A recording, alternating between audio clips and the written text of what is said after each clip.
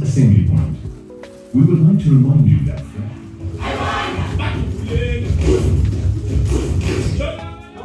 Why not? I risk getting swept away by aggravation. Well, we've come to help. God, man. My daughter. Mimi. I must have been there by Like my daughter.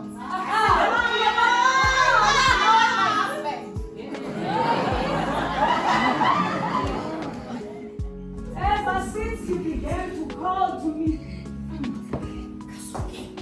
my dreams have been a cinema showing a movie.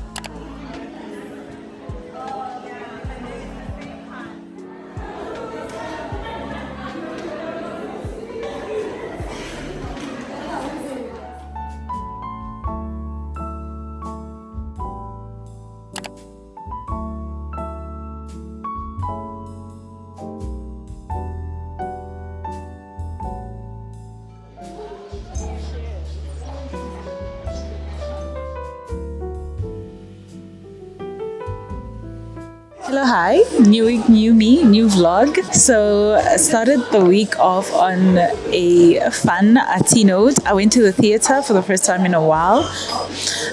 We went to see the Cry of Winnie Mandela. It was actually really nice, but I have thoughts. I have many thoughts. Firstly, I think like the performers, their performance was outstanding. The beginning of it was really funny. I actually did not expect it to have any sort of humor at all. I don't know if you know about the Cry of Winnie Mandela, but essentially it's about these women in waiting.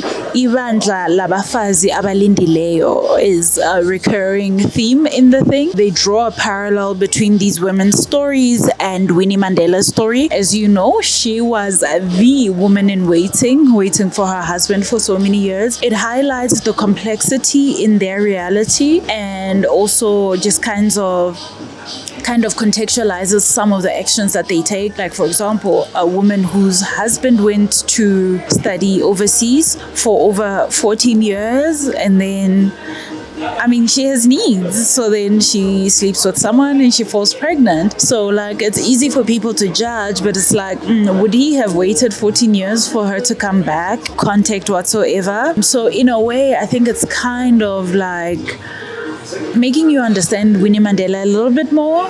And then towards the end, then they introduce Winnie's character. The whole point is for her to address certain things. The flow of the storytelling in that part was a little bit frustrating, but I think it was also playing into this whole thing of Winnie Mandela was never a vulnerable person. So throughout that part, they spend a lot of time asking her questions, but you're not really getting any answers. So I think it's like that demonstration of like her lack of vulnerability. So overall, it was nice. Anyway, so to wrap it up, it's based on Jabula Ndebele's book. So I just had a bit of a problem with this masculine figure being ever so present on the stage, but also dictating how these women tell their stories and when they tell their stories. So I don't know, and that wasn't confronted much. So that's my feeling on the thing. But otherwise, it was a really cool date. I really enjoyed it. And then we went out to have food at Swallows Inn. If you know, you know. That is old Chinese place in the CBD. It's been there forever. It looks like shit, but the food is really good. I did have an issue with the fact that the oil, you know, when you can taste that something was fried in burnt oil, that was my only issue, but the food was really nice. Anyway, right now we are at Fire Room about to have lunch, and obviously we're starting with oysters. Let's get into it.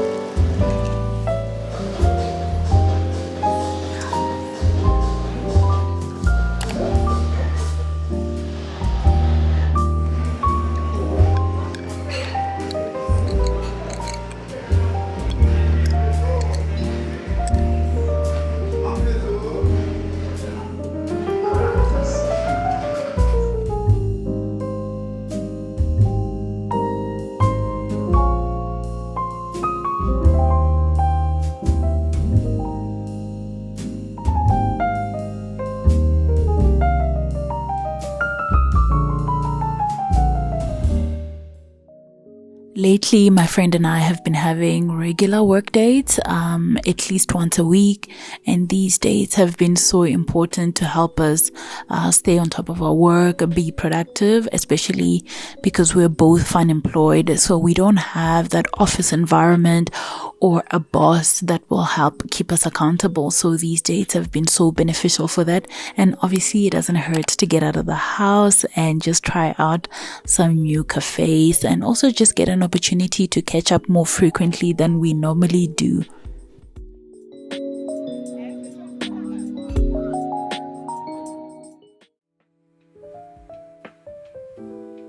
Guys, guess what? I'm bringing you guys behind the scenes. Kholiwe is shooting an interview for a TV show, and today they basically like capturing her shooting content. As you know, I normally help Kholiwe with her content, so I will be taking pictures of her and they will be capturing that while we do that. So Kholiwe was being featured on a TV show called Entrepreneurs, which basically spotlights people who have used the power of social media to build their businesses or their livelihood. And obviously Kholiwe has done just that with her cooking content. If you didn't know, she left her corporate job last year to focus fully on this journey. And to say that I am proud is an understatement. And I'm so honored to be part of the journey in whatever small way possible. So I was very happy to be part of this shoot, and we obviously had a lot of fun.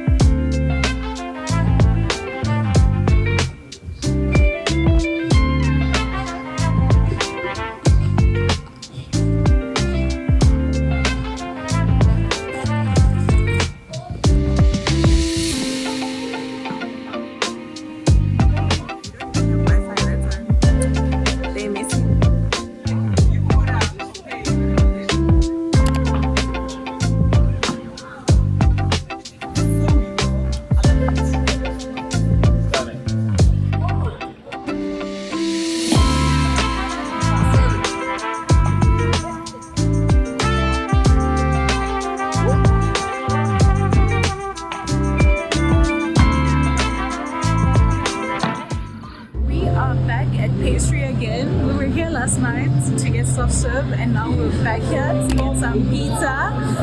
If you could only see how busy it is, it's crazy.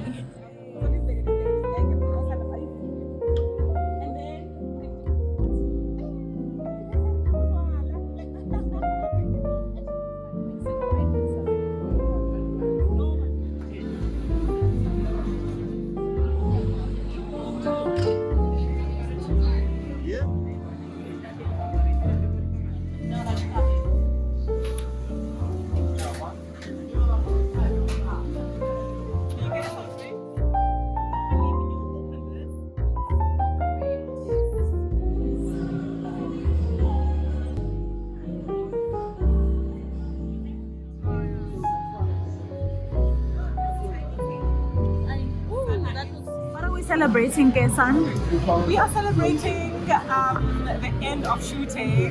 What were we shooting? You tell the people why you look so pretty. I'm gonna be on that show on SABC One called Entrepreneurs.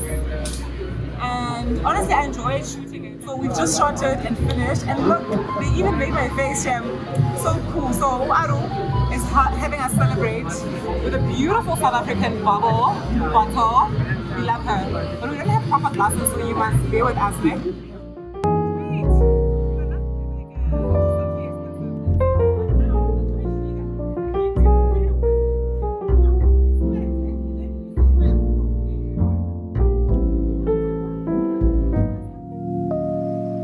I've I've shared before on this channel that I'm trying to get back to the old me, do things that used to bring me joy and bring me life, because I realized that I've become such a boring person. I mean, because of adulting and whatever.